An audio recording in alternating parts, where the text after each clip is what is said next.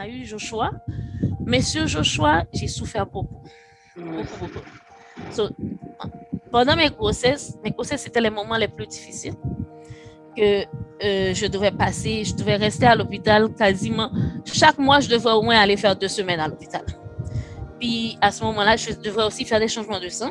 Beaucoup. Le changement de sang, il t'enlève ton sang, il se jette, puis il met le sang des autres personnes. Malheureusement, moi, j'ai pas des veines qui pourraient le faire. So, on devrait tout le temps me piquer ici, à côté du cou, faire comme le mettre dans le veine jugulaire, puis faire des changements de sang. So, à chaque fois que je revenais de la maison, j'avais toujours un gros bobo ici. Puis ça faisait mal parce que c'est comme une opération. So, c'est que pour eux, c'était un jeu. C'était comme si, genre, j'étais coupée dehors ou bien tout. Mais, écoute, j'ai souffert tout ça, j'ai toutes ces souffrances-là, mais je les faisais comme genre une petite maison à moi, on va dire. Ouais, comme de ta coquille. Oui, c'est comme les enfants, je les laissais dehors de tout ça. Parce que la dernière expérience que j'avais fait avec Samuel, c'est que après mon accouchement de Joshua, je suis retournée à l'hôpital. Puis c'est à ce moment-là que on m'a dit, Samuel ne veut plus toucher le bébé. Et là, quand je l'ai appelé au téléphone, il m'a dit, je suis plus l'amie du bébé parce que le bébé t'a rendu malade encore. Et là, j'étais comme, ok, non, ça va pas se faire comme ça. Faut vraiment que je lui montre que cette maladie-là, c'est vraiment une maladie que j'ai eue depuis mon enfance. Là, je suis allée sur YouTube, j'ai trouvé une petite fille, parce que je cherchais pas quelqu'un qui est de mon âge qui parlait de la maladie.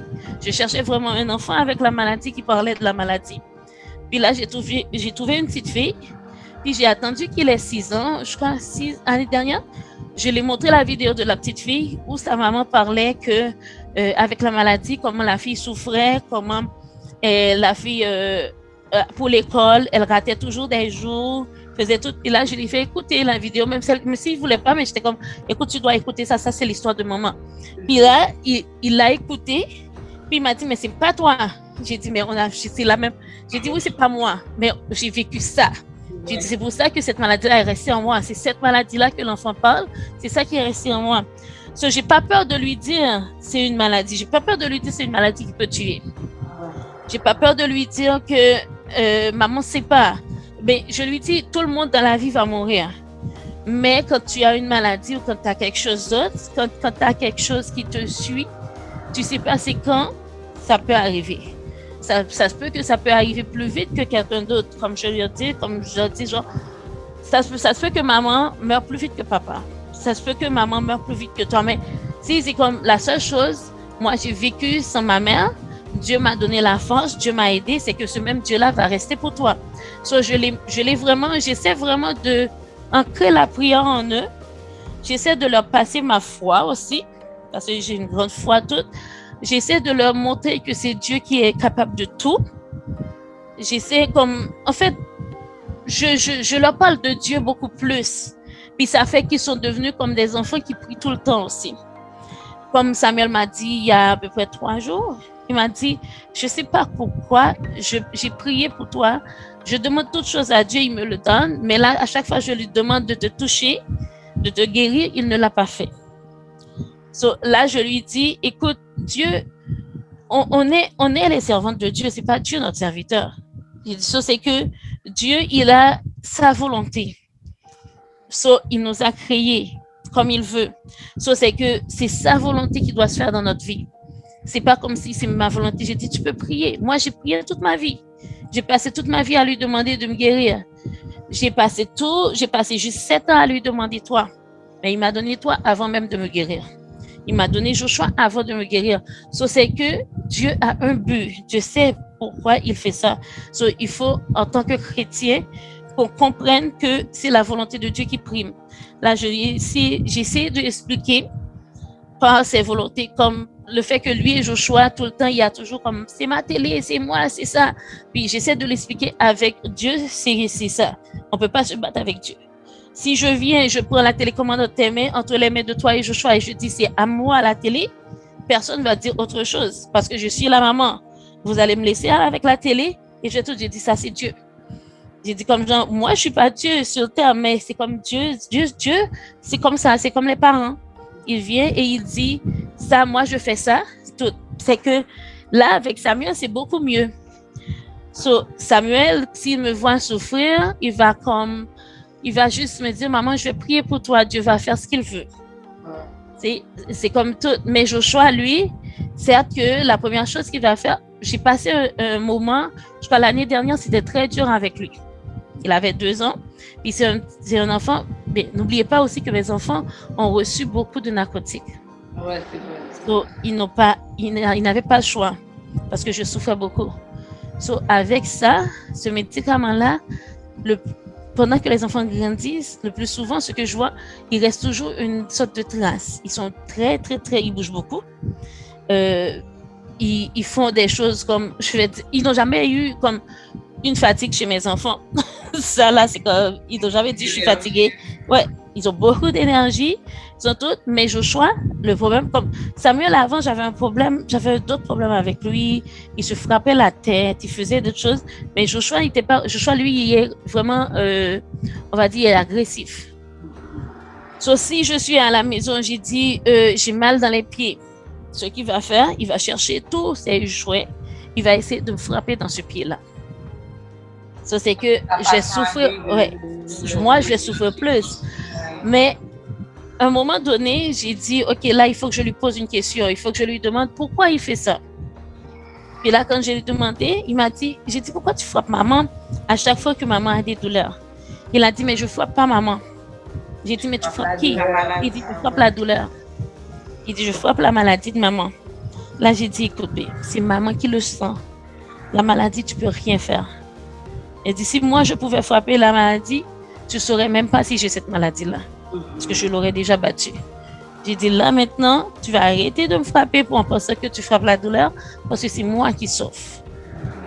Et là, quand il a fini par comprendre ça, il a fini par comprendre qu'il me fait du mal. Là, il s'est excusé. Puis c'est devenu vraiment, pour cette année, c'est devenu vraiment un autre enfant. Ouais. Si je souffre, il va juste me dire, oh, maman, OK, courage, ça va aller. Mais il a 3 ans. Des mots qui sortent de sa bouche, c'est vraiment bizarre.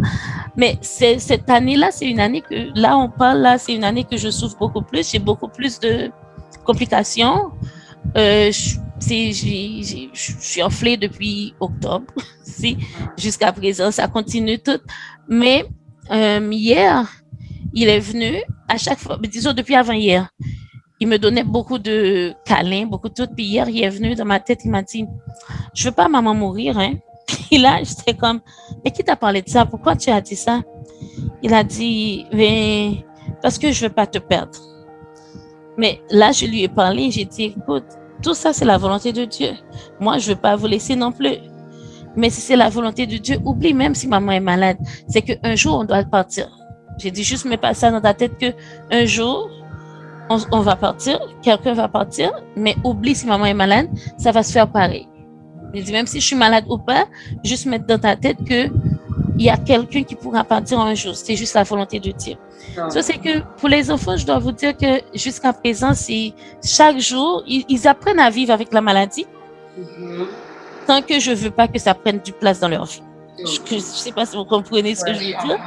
Donc, j'essaie de leur apprendre à mettre leurs priorités avant et ma maladie après. Comme je leur dis, moi, c'est devenu j'ai appris à dire ma maladie. Avant, j'étais comme la maladie. J'ai dit là, j'ai appris à dire ma maladie, c'est plus pour me détacher avec.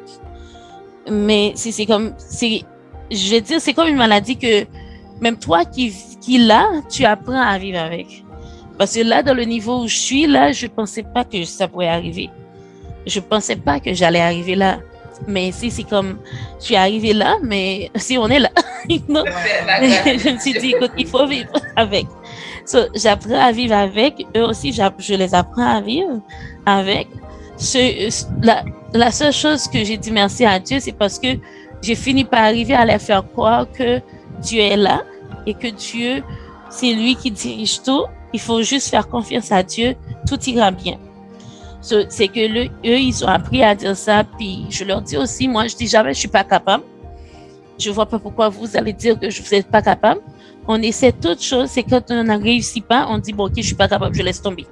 Mais si la vie, c'est juste, il faut essayer. Si tu essaies pas, puis tu restes assis, tu dis je suis pas capable, là t'es fini. Il dit, je leur ai appris qu'il faut te battre dans la vie. So, ça c'est mon combat. Je veux pas qu'ils soient leur combat. C'est comme, je leur dis tout le temps, vous allez trouver votre combat. À chaque année que vous entrez dans une classe, c'est votre combat, c'est votre histoire, c'est votre vie. Moi, j'ai déjà fait ça, je suis déjà passée à l'école, je suis déjà toute. Là, moi, je me concentre à me battre avec ma maladie pour que je reste en vie beaucoup plus longtemps pour vous voir grandir. Mais je veux pas que vous rentrez dans ma vie. Vous comprenez? Ouais, moi, à chaque fois j'écoute ton histoire, je suis toujours émue, franchement, parce que je trouve comme tu es forte, parce que Nadège m'a déjà expliqué comment tu es avec les enfants, comment tu es forte, ça fait longtemps que tu as cette maladie, franchement, chapeau bas, parce que c'est pas facile, nous qui sommes des parents, je peux dire, non, bon, t'es normal, tu comprends, mais pour nous aussi c'est difficile, alors que tu es malade, et puis tu fais tous les sacrifices pour tes enfants, tu leur apprends plein de choses, c'est vraiment, et tu es une femme très forte et je te complimente pour ça. En plus, je voulais aussi savoir parce que on sait peut-être qu'il y a des gens qui ont cette maladie qui nous regardent en ce moment. Comme tu viens de dire, les enfants, ils ont de l'énergie et quand ils sont à la maison, ils sont jamais fatigués. C'est quoi tu mets en place pour gérer vraiment la maison? Est-ce qu'il y a par exemple, si quelqu'un qui vit au Canada qui a cette maladie, est-ce qu'il y a des ressources qui t'aident? C'est qui t'aide? C'est comment tu fais? Avant, j'avais pas de ressources avant, mais je peux dire merci au pédiatre de Samuel. En fait, le premier pédiatre, là, il est parti en retraite. Mais lui, en fait, je dois vous dire que parfois, je pousse trop. Parce qu'il y a, au sujet des enfants, comme je viens de vous dire, je ne vais pas dire que je suis pas capable avant de le faire. So, je vais l'essayer d'abord, puis après, je vais dire, mais j'avais des rendez-vous assez souvent avec Samuel. Puis quand j'ai eu Joshua aussi, il me donnait beaucoup de rendez-vous. Puis il voulait faire une sorte de séance thérapie avec Samuel pour que Samuel puisse vivre sa vie, comme j'en m'oublie un petit peu et vivre. Mais j'étais comme, ok, si je devrais aller chaque jeudi. Puis là, je dis, ok, mais je peux pas aller chaque jeudi. Je peux premièrement pas conduire jusqu'à Rosemont chaque jeudi parce qu'il y a des jours que je me lève, je suis pas du tout normale. Je peux même pas me déplacer dans la maison, je vais pas dire que chaque jeudi je vais être là. Puis il me comprenait, mais un jour, je crois que j'avais rendez-vous avec Joshua et Samuel, puis j'ai demandé à quelqu'un d'aller avec moi. Mais ce jour-là, j'avais beaucoup de douleur. Puis je voulais absolument être là dans le rendez-vous. Je voulais pas comme aller dans le rendez-vous ou bien envoyer la personne pour moi. Je pourrais bien le faire, mais je voulais être là. Parce que il y a des petites choses que moi je voyais dans les enfants. J'étais comme, écoute, c'est moi qui vis avec eux, même si je dors dans l'auto, même si moi je vais être là. Puis là, je suis passée dans le rendez-vous. Mais je voyais que le médecin me regardait, puis il était comme, Madame Léger, écoute, je vous admire. J'aime la façon que vous faites pour les enfants, je tout. Mais là, faut dire que vous n'êtes pas capable. Vous êtes arrivé dans un moment que vous n'êtes pas capable. Je le vois dans vos yeux. Là, j'étais comme, mais non, je suis correcte. Mais j'avais pris mes médicaments avant. Sur mes médicaments, ça me fait vraiment somnolente, puis ça baisse tout. Puis là, j'étais comme, non, je suis correcte. Puis là, il a dit, mais, tu sais, moi, je suis pas de problème avec toi parce que toi, tu veux pousser jusqu'au bout. T'as comme une sorte de, t'as beaucoup d'énergie, t'as tout. Il m'a dit, moi, parfois, je réfléchis, je dis que, je dis, comment tu fais pour tenir l'affaire? J'ai dit, mais je fais ce que je peux. Puis quand je suis pas capable, je me couche, je fais tout. Puis là, il m'a dit, comme là, je vous vois, vous êtes pas capable. Puis là, il m'a dit ce que je vais faire, parce que je me sens pas à l'aise, le fait que vous me dites, vous passez les après-midi seul avec les enfants, et que votre mari travaille. Il m'a dit, imaginez que vous prenez vos médicaments, vous êtes vraiment amorphe comme vous êtes là. Qu'est-ce que vous faites? J'ai dit, mais qu'est-ce que je fais? Je leur donne à manger. Puis si je vois vraiment, je vais tomber soit dans un sommeil que j'ai pas... Parce que quand t'es somnolent, t'as pas le pouvoir sur le sommeil, vraiment. J'ai dit, si je vais tomber dans un sommeil comme ça, j'allume la télé pour eux. Puis je leur mets devant la télé, mais je mets pas n'importe quoi, je mets des affaires instructives qui vont les instruire, qui vont les apprendre certaines choses. Puis après là, je suis assise avec eux, je suis là. Sur le gros bruit, je vais les réveiller. N'importe quoi, je vais me réveiller. Mais je suis là, puis après, je les regarde. La seule chose, je vais préparer des petites collations sur la table. Et ça, c'est avant que j'arrête l'aide. C'est ça que je faisais. Je préparais des petites collations sur la table. Je mettais du jus, des affaires santé, whatever sur la table. Puis après, je mets la télé. Puis je m'assois avec eux dans le salon. On peut commencer à jouer. On commence à jouer avec n'importe quoi, tout. Puis après, dès que je vois que mes yeux vont être fermés, ou bien je commence à perdre le contrôle le plus souvent, j'allume la télé. Puis après, je suis là. C'est que eux, l'essentiel, ils me voient là. Je vais pas bouger dans mon lit. Je vais rester là. Je vais peut-être mettre quelque chose en dessous de mes pieds parce que ça fait mal, mais je vais rester là. Puis eux, ils vont manger. C'est comme si le sommeil m'a emporté, ils vont manger. Ils n'ont pas de problème pour manger. Ils vont pas aller loin de moi parce que faut savoir que les enfants, même s'ils sont pas, même s'ils n'ont pas peur de quelque chose, mais ils cherchent toujours la présence de quelqu'un. C'est que si je suis dans ma chambre, là, ils vont aller dans la toilette. Ils vont aller à côté, ils vont aller tout à côté de toi. Je suis là dans le salon avec eux. Ils vont pas me laisser dans le salon. Parce que premièrement, ils aiment ça être à côté de moi. C'est que je préfère ne pas me mettre à l'aise pour empêcher des dégâts. Ouais, je comprends. Mais quand tu dors, ça fait pas combien de temps? Quand tu prends ça dépend. Ça peut prendre genre... Disons que moi, je suis quelqu'un qui est comme... Je suis vraiment alerte. S'il y a n'importe quel bruit, je me réveille. C'est sûr que je vais pas rester comme réveillée comme vous, comme n'importe qui. Je me réveiller parce que Joshua était encore petit à l'époque. Ce que je faisais, je mettais Joshua dans une chaise attachée toute. Oui. Et lui, je mettais les collations un peu plus loin puis je disais à Samuel, si Joshua veut quelque chose, réveille-moi. Ça, c'est que même si je dors, c'est parce que je suis somnolente, mais c'est parce que je veux dormir. Parce que quand tu veux dormir, on va dire que quand tu veux dormir, t'es complètement parti. Parce que tu veux te reposer, tout le corps veut se reposer tout. Mais quand c'est la somnolence, t'es pas complètement parti. C'est que c'est les yeux qui sont fermés. Mais t'es là. C'est que les yeux, t'as plus de force dans les yeux. T'as plus le pouvoir de dire à mes yeux, écoute, toi, tu restes réveillé, là, tu regardes mes enfants. Il y a pas ça. C'est que il y a les médicaments qui prennent dessus, qui disent, écoute, là, moi, c'est moi qui suis là, whatever, n'importe quoi qui va arriver, tu fermes tes yeux. Mais à ce moment-là, moi, j'essaie quand même d'avoir un peu de présence. C'est qu'ils vont passer à côté de moi. Je vais même ouvrir ma bouche pour dire où tu vas. Je me rappelle une histoire. J'étais très somnolente. Puis j'étais assise là. Puis Joshua était dans sa chaise. Puis il sautait tout. Puis Samuel est passé. Parce que j'avais mis les collations sur la bourse. C'était même pas sur la table, c'était à côté. Puis il est passé. Puis je lui ai dit, où tu vas? Il m'a dit, mais tes yeux sont fermés. C'est comme juste pour te dire, jusqu'à présent, il me pose toujours des questions comme ça. Parce que je suis tellement... je sais que ça vient automatiquement, hein. Je sais que j'ai un manque quelque part à cause de ma maladie. Je suis pas en alerte comme vous. Alors, j'ai développé un sixième sens. Exact, c'est ça. Vous voyez ce que je veux dire? C'est que je peux être dans ma chambre et je peux tout décrire ce qui se passe dans le salon. C'est comme, je peux être dans ma chambre, je souffre, puis j'entends juste du bruit dans le salon, je dis, mais pourquoi vous vous battez? Puis Samuel va venir me dire, mais tu es pas là, comment t'as fait pour voir? C'est une question qui me pose tout le temps. Mais, c'est comme, je veux dire, c'est, comme ces derniers temps, je suis tellement enflée, comme depuis hier, là, mes jambes sont devenues plus enflées, puis j'arrive pas vraiment à marcher. Ce matin, ils étaient là, puis moi, j'étais très somnolente. Puis le matin, j'ai pas d'aide. C'est seulement les après-midi avec comme je vais retourner encore sur la question. Puis, j'étais très somnolente, puis j'ai entendu, genre, Joshua qui dit, ah non, mais c'est pour moi, c'est pour moi. J'ai rien mis dehors. Pourquoi c'est pour moi, c'est pour moi, c'est quoi, c'est pour moi? Puis là, ils étaient comme, ah non, mais c'était des yop. J'ai dit, vous avez déjà pu dire, mais là. Mais c'est comme, pour eux, je dormais.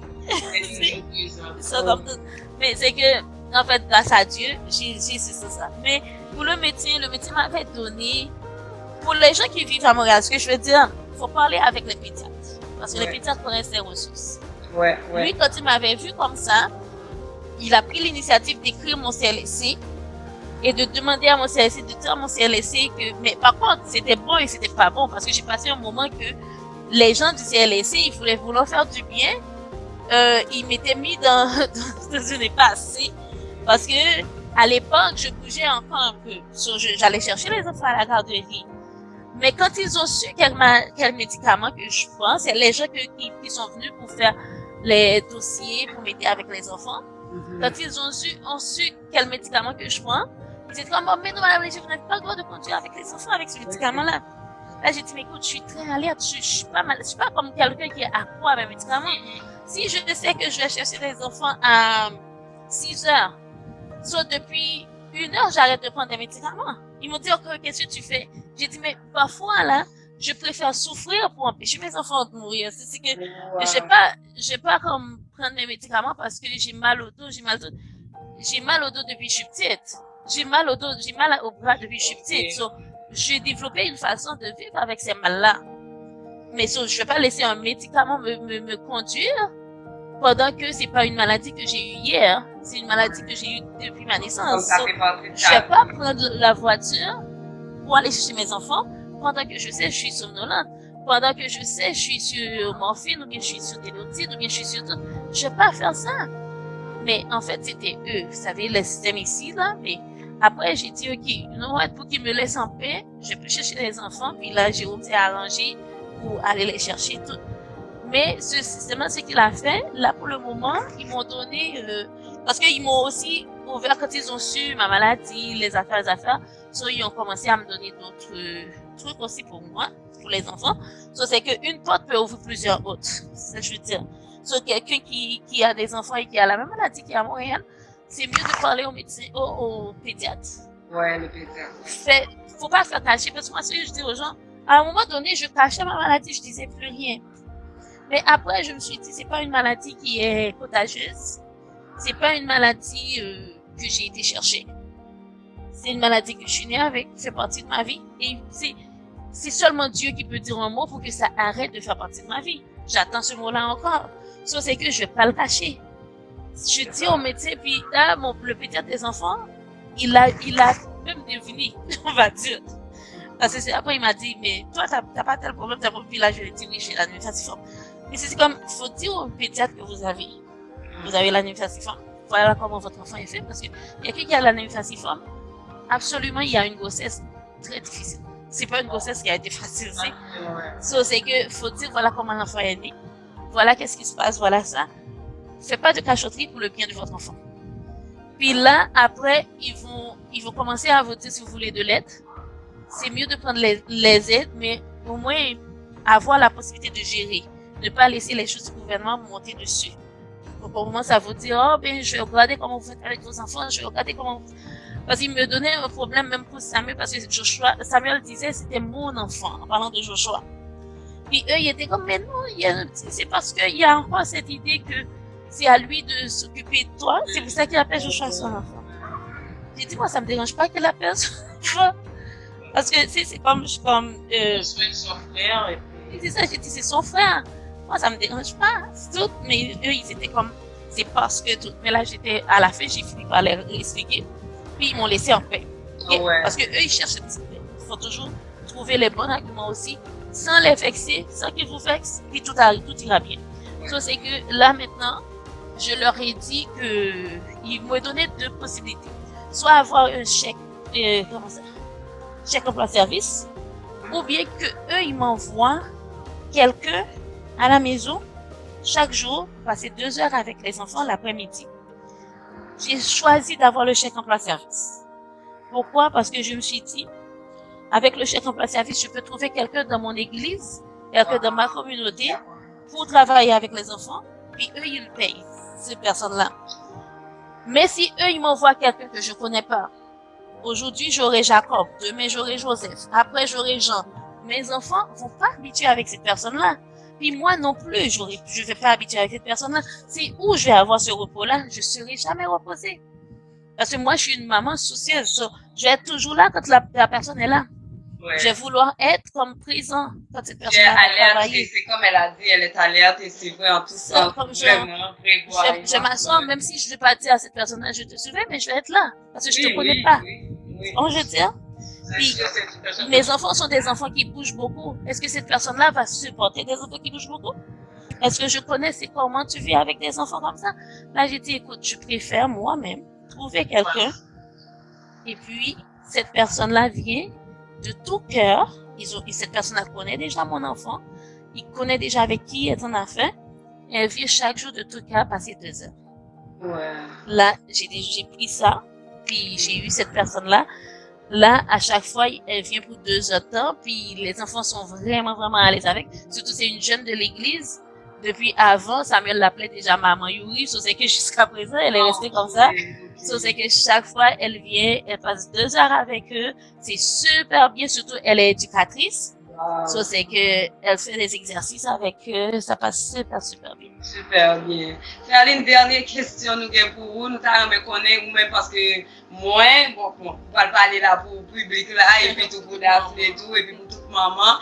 Qui ça vous mettez en place pour prendre soin de tout? Parce que, en dépit de tout, Daphne, comme tout, Ferline, c'est une dame épanouie, Ferline, c'est une dame vraiment qui prend soin de tête li l'a tout s'il malade, s'il voulait dire il malade, ou prendre le malade. Donc, nous avons partagé, moi, je secret, nous avons partagé avec tout le monde qui s'en met en place pour prendre soin de tête tout, ces derniers conseils qu'on va poser pour parents, surtout maman, qui sont à remédier, qui s'en met en place. Bon, nous secret, bah, l'autre monde, secret à faire. Mon Dieu. So, ça, c'est quelque chose comme, je peux pas m'en passer. Mon Dieu. OK? Comme je dis tout le temps aux gens que, il est à moi. So, Dieu est à moi. Puis, la deuxième chose, c'est mon sourire. Wow. Je n'ai jamais passé mon sourire. Je suis toujours souriante, même quand je souffre. Oui. Puis, j'essaie aussi de garder l'humour. Je fais l'humour même avec ma maladie. Si comme, tu peux venir, je peux avoir mal dans mes bras. Puis je dis, ok, si ça continue, je vais juste l'arracher, le mettre à part, puis il va continuer à souffrir, puis après je le colle. Donc c'est que, c'est comme genre, je prends la maladie pour quelque chose comme, comment c'est? Je la prends pas pour maladie comme telle. Ça, je peux dire. Je prends juste comme quelque chose qui est dans ma vie qui m'accompagne. Ouais. Mais pendant ce temps, c'est un compagne que je veux pas rester longtemps avec. Vous comprenez? Ouais. So, si je sors dans la rue, mon point fort, c'est que je veux que personne ne me voie malade. Je veux que quelqu'un voie d'abord Ferline. Et après avoir vu Ferline, tu sauras qui est Ferline. Ouais. Enfin, so, c'est que je veux pas arriver sur quelqu'un. C'est comme les médecins disent toujours, oh, c'est la première fois que je vois quelqu'un de ta confiance, comme beau, comme ça, comme, qui a l'anémie falciforme. Moi, je dis, écoute, voyez ça, là, ça m'arrange. Parce que je suis pas dans la foule. On me voit pas, puis on dit, oh, peut-être elle est malade, je comprends pas. Non. So, vous voyez comme une femme qui est bien portante, qui est bien toute. J'aime cuisiner, j'aime tout faire. So, je m'épanouis dans tout ce que je fais. Puis, comme je dis tout le temps, on a une vie à vivre. Ouais. So, j'ai dit, on a une vie à vivre, je veux rien dans ce monde m'empêche de vivre ces vies-là. Inclut l'anémie falciforme. L'anémie falciforme est là pour les Noirs. Malheureusement, on l'a, mais pour moi, ça ne veut dire rien. So, ça me détruit. J'avoue que ça me détruit. Mais c'est quelque chose que je dis depuis que je suis petite. Je mourrai pas avec cette maladie-là. J'aurai à mourir. Comme tout le monde. Mais peut-être par d'autres choses. Mais pas avec l'anémie falciforme. L'anémie falciforme va me faire souffrir. Comme je dis ces derniers temps, ça me purge jusqu'au dernier goutte. Mais j'essaie de rester moi-même jusqu'au dernier goutte. C'est comme, je vais dire, je veux pas que tu me vois. Si Nadège me connaît, Daphné me connaît, ok, je souffre, je vais pas être avec mon visage de souffrance, non. Je sais pas qui est à côté de Nadège, qui est à côté de Daphné. Ça, c'est que, mais la première chose, c'est que, comme je vous dis, je crois, j'ai être normal, j'ai sourire, j'ai tout. J'aime me maquiller, je maquille, je vais faire tout. Prends soin de toi, c'est Oui, je prends soin de moi, je vais faire tout ce que je peux, puis après, la souffrance est toujours après, on va dire. Là où je te parle, là, je souffre. Mais oui. Je souffre vraiment après la vidéo. Mais c'est ça. revoir, Ferline. Nous Et tellement que je mets toujours ma souffrance après. C'est vrai. Ça fait tellement plaisir, Ferline. Ça fait longtemps que nous avons viré. Finalement, c'est réussi, c'est fait. Nous disons merci. Merci pour le temps. Merci pour patience surtout. Merci pour la disponibilité que vous mettez pour nous. C'est vraiment apprécié. Merci à vous. J'aime beaucoup le travail que vous faites. C'est un bon exemple pour eux prendre sous un cadre de petit là ou disponible pour famille. C'est vraiment chapeau bas pour un bon exemple ça que vous avez. Merci, mais je vous remercie aussi. J'aime beaucoup ce que vous faites. Allô, Samy. J'aime beaucoup ce que vous faites. Et ça, c'est mon plus grand. Allô, Samy. Allô? Allô. Ouais, ça, c'est Samuel, il a 7 ans. Bon. En fait, c'est ça, j'aime beaucoup ce que vous faites. J'écoute les vidéos. Parfois, je m'endors dessus. Je me suis, vous savez. Au moins, ça te repose un peu. Ouais, puis après, je regarde encore. Mais écoute, ça m'aide aussi beaucoup. Les conseils que vous donnez tous. Continuez à travailler comme ça. Si vous avez besoin de moi, je suis là. Alors, nous disons tout le monde merci qui t'a suivi. Nous sommes avec Ferline qui t'a témoigné comment la vie va venir. Nous pas si fort. Puis, nous disons tout le monde pas bien abonné à la chaîne. Nous pas oublier mettre des likes, des pouces en l'air pour nous capables d'encourager nous et partager vidéo avec tous les amis nous. Partager vidéo avec nous qui nous encouragent avec des mamans, des parents qui ont vécu un moment peut-être difficile. Et nous disons à bientôt pour une autre vidéo. Bye bye.